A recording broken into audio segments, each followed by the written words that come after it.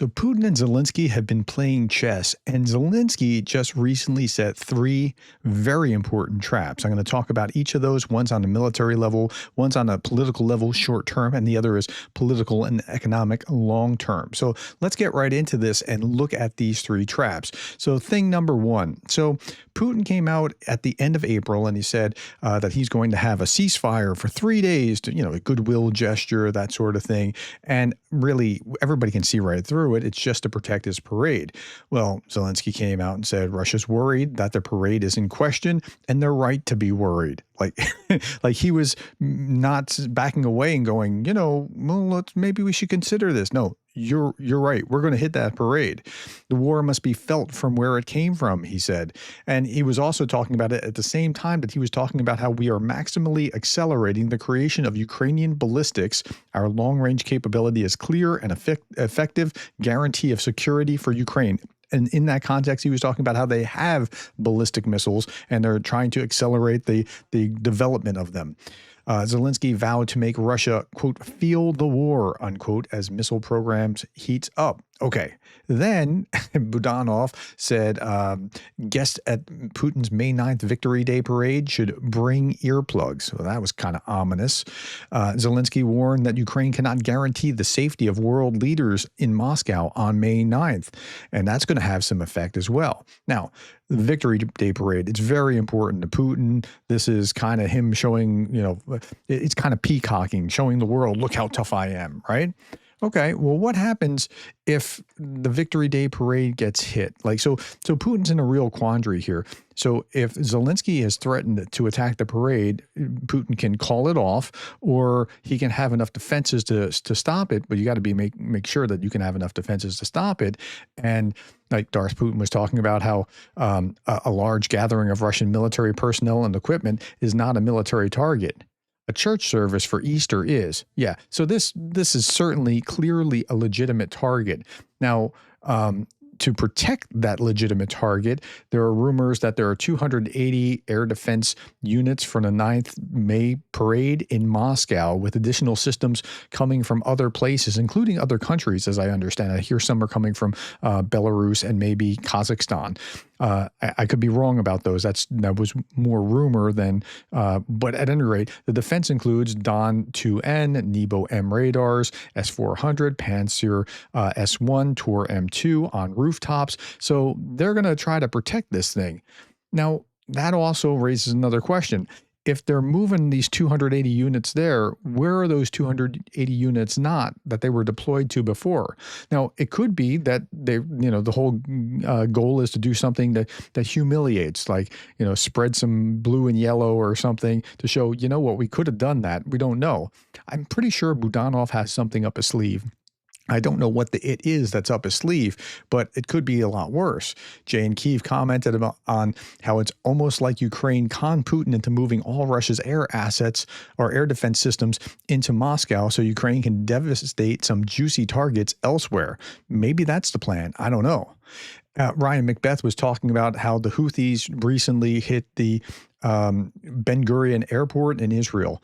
And he added this one line, which I thought was very relevant to where we are right now. That's certainly possible, but that's usually why you fire 2 missiles instead of 1. It's in case one has a malfunction. But here's the other thing a lot of people don't want you to know. Fire enough stuff and eventually something gets through.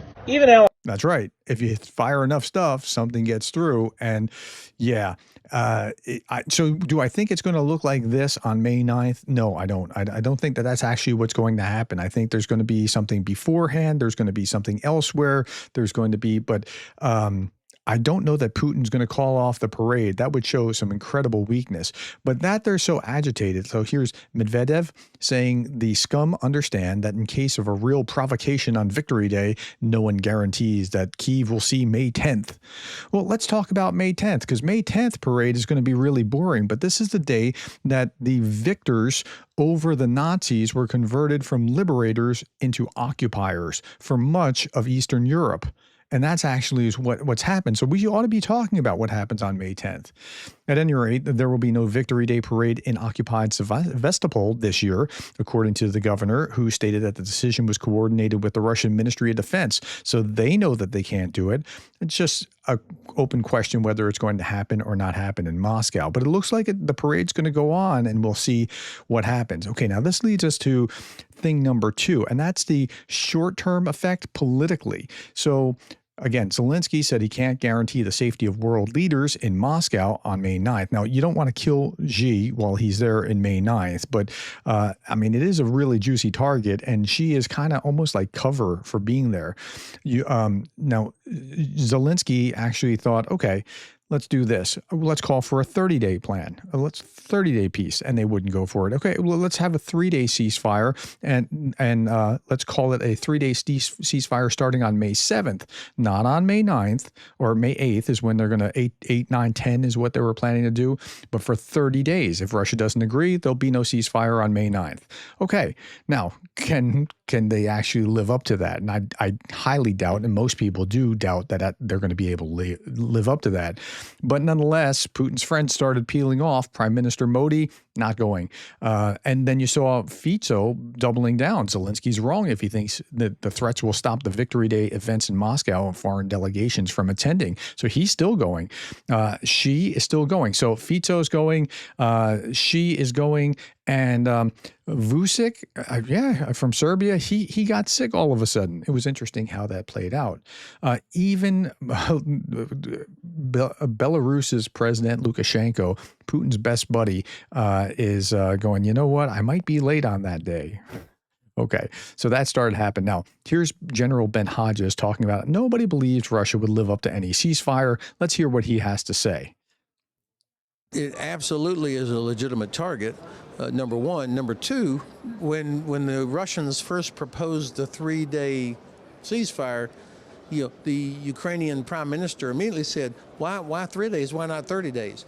Nobody believes that Russia would ever live up to any ceasefire. And so this 3-day thing, while it maybe was intended to curry favor with the U.S. administration, it really is because they did not want drones or rockets landing on Red Square during this parade. I think that Ukraine will be very clever on whatever it is they do, whether they hit it during the parade or maybe they hit it the day before or whatever. Or they may just hit targets all around it while so much air defense is focused on Moscow. The Ukrainians have proven to be more clever than the Russians from day one of this war, and I'm sure they'll do that again. But absolutely, that is a legitimate target. Yep, it's a legitimate target. And so that's a short-term political win. Okay, you want 3 days? How about a month? You're going to go for a month? We'll go for a month starting 3 days early. We'll start on the 7th, or 2 days early. We'll start on the 7th, and they won't live up to it. Now, Zelensky said we in Ukraine never wanted a single second of this war. Back on March 11th, we responded positively to the American proposal for a full ceasefire. Well, let's talk about that. Let's get into thing number 3, the long-term version of this. Let's start with Ben Shapiro.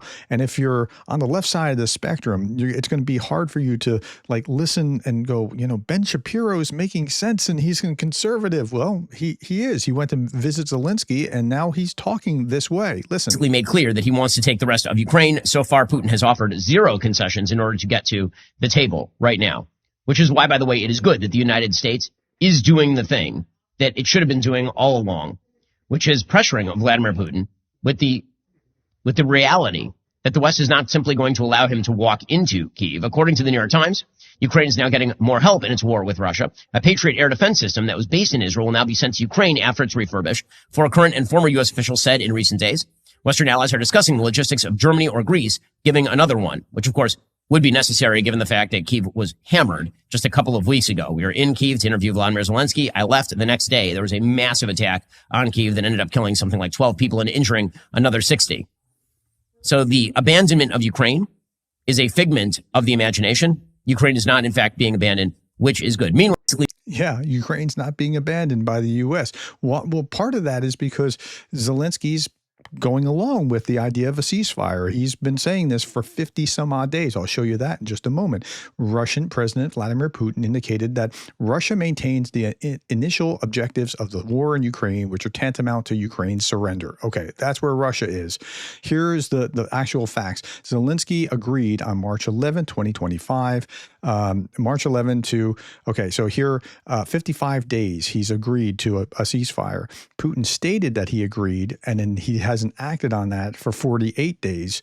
This was a week after the agreement with Zelensky. There was a meeting, a phone call with Putin and Trump, and for 48 days. Yeah, sure, I agree, and we'll even call off the drones to, that are on the, and nothing's happened. Okay, now, meanwhile, the U.S. Senate is talking, Lindsey Graham's talking about bone-crushing sanctions on Russia and secondary sanctions for those who take their oil, with 500% tariff on Russian oil buyers. That would include China and India. And should Putin shun peace talks? Now, if Trump wants to do that, the bill's already going through the Senate. It's right. Okay, and then we have Saudi Arabia now making it economically unfeasible or untenable for Russia to continue, because they can handle prolonged period of low oil prices. So they're going to start pumping out oil, and that's actually helping them combat something else, but it happens to have a positive effect here as well. Okay. Have the tide shifted subtly in favor of Ukraine when it comes to dealing with the Trump administration, says Radio Free Europe. They're making that kind of case. Zelensky might be a better diplomat than most people think that he is. So far, he's the only one who cut a deal with Trump. He held his ground, and he recovered from that Oval Office fiasco that Friday afternoon where he was so disrespectful by trying to make his case. So, by the way, if you want more about this kind of thing, go and check this video next, 7 Things Putin Hates. I just put it out, but I put it out like late last night, so it hasn't been seen by many people. But 7 Things Putin Hates expands on what I'm talking about here. Okay, so there's also this creative energy here. These are coders trying to figure out how to work out AI to find drones mines on the ground. I mean, they're incredibly creative. And when the war ends, Putin has a problem, and this is ending the war in Ukraine could spell disaster for the Kremlin, and he wants to stay in power, of course. Putin has driven the country into a dead end. His war goals remain unachieved. The economy survives solely on militarization, and when you try to unmilitarize, you're going to have massive economic dislocation, and that's going to be problematic for a dictator who doesn't want to still be in power. Putin continues to dig his own grave as Russian oil is now trading at minus 40% of what is required to keep the government functioning. They're budgeting for this, and it's actually trading at that, and that's going to be problematic. And then you see things like Russian central bank reserves vanishing at a blistering pace. Look, the longer this goes on, the worse this is going to be for Russia. So the third thing is political and economic. Putin doesn't want to end the war. Zelensky agreed to the ceasefire. Putin is showing himself before the world that he's not going to do that. And economically, it's going to get worse for Putin over time the longer he doesn't, unless he can simply capture all of Ukraine somehow between now and whenever. Okay? They're even talking about this. Let's print a couple of trillion rubles. No one will notice, say some members of Russia's State Duma. Here's the actual article itself. Bottom line, nothing is working except for monetary emission. That's printing money. Okay? Quote, we're not Turkey or Argentina yet, so what difference does it make if inflation is 12 to 13% instead of 10%? Let's print a couple of trillion rubles. No one will notice. That was literally said by some Duma deputies during a report debate on April 9th. Okay, so that's the way that you get to hyperinflation really quick, and so that's where they might be headed next. Meanwhile, Maria Zakharova was putting this out from the Ministry of Foreign Affairs of Russia. The 72-hour ceasefire on the occasion of the 80th Victory Day Parade announced by Vladimir Putin on April 28th will come into effect from 7 to 8 May. Okay, so she's still saying, she's not saying 7 May. She's like being obscure in her language. And sometimes politicians have been known to do this intentionally or unintentionally. 7 May is what Zelensky says if you want to actually have a ceasefire, 7 May for 30 days. She's saying 7 to 8 May. So I'm assuming that's midnight on the 7th, beginning on the 8th. 8th, 9th, 10th. That's what Putin originally set out. So that's nothing. Okay. And then she castigates Zelensky for saying on 3 May, Zelensky publicly refused to support it. And on 29 and May 3rd, he made threats of T attacks during the parade in Moscow. And you just saw all that. Okay. So, hey, Ministry of Foreign Affairs of Russia, is this real? Can you please confirm this video I just saw? I thought it was remarkable. Here we go. Is this real? It's probably not, because a ship going into the into one of the famous buildings in Moscow, the St. Basil's Cathedral, is probably not real. Here's another AI generated thing following public concern. Putin makes public statements as how to explain that he will protect the Russian army and the rest of Russian infrastructure. He's moved all of Russia's air defense to one single place in Moscow. That seems like a bad idea, just to protect the May 9th military parade. So he gets up and he's going to make a big speech here, and everybody's waiting to hear what he has to say. So let's hear what he has to say. Mr. President, what will you do?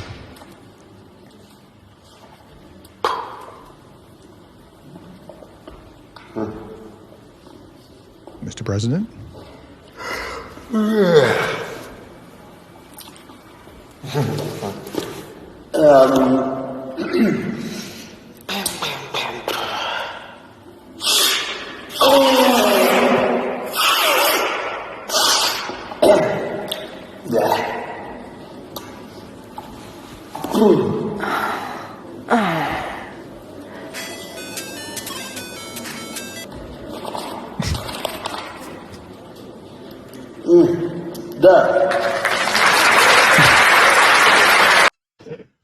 What can he say? What can he actually do? I mean, so part of the problem is the way that we're seeing it. Sometimes the problem is that you have the wrong perspective.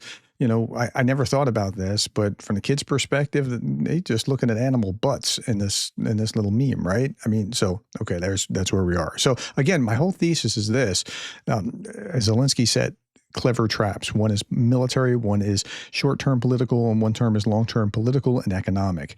And yeah, and the best metaphor I can show you is this wrestler wins his match, and then you see what happens. And let's say the wrestler is Putin. Here we go. And he's shaking hands, and whoa. But let's say that his coach is Zelensky.